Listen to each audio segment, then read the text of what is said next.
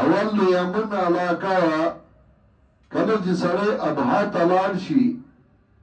خمیس مشید ابها او د هغې نه بیا سړی مخکې لاړ شي د یمن بارډر راځي او د سعودي علاقه وه اوس د هغه اصحاب الحدود چې دي هغه د عربو په علاقه کې دي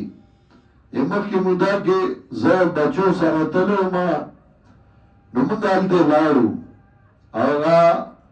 ځایونو کې وګرځېدو هغه ټول مقامات ما خو مخکې هم کتلي وو کمبر چې داسې وګورې نو پای کې واړه واړه هډوکي راوځي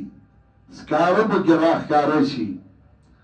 او د هغې هغه آبادی د هغې هغه دیوالونه اوس هم شته د هغې غټې غټې ګټې چې تقریبا شپږ لویشتې اوږده ګټه او څلور لویشتې پلنه دا ما په خپلو لویشتو والې وه په چا باندې زمری جوړ کړی او په چا باندې باز جوړ کړی په چا د جادو هغه نښې راښکلي دي اوس هم هغه ځایونه شته نبی علیہ السلام نے تقریبا 300 کاله مخکې یو بادشاہ د یمن او هغه حق پرستو نیول او کاندې وکنستې اور یې بل کړ هغې ته غورځول اوږده واقعه ده هغې ته غورځول یو ماشوم یې وغورځو هغه مور ته چغې کړې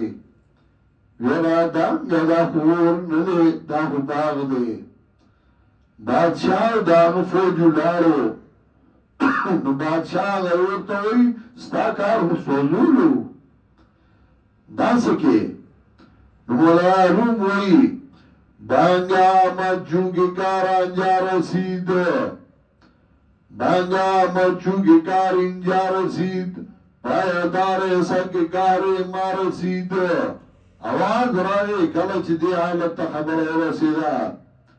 چې سپي اخپونیوه زما قهر در رسېدو هغه اور لمبې وکړې هغه خلک یې سوځول چا چې اکبر سوځولی اصحاب الاخدود هغه ځای دی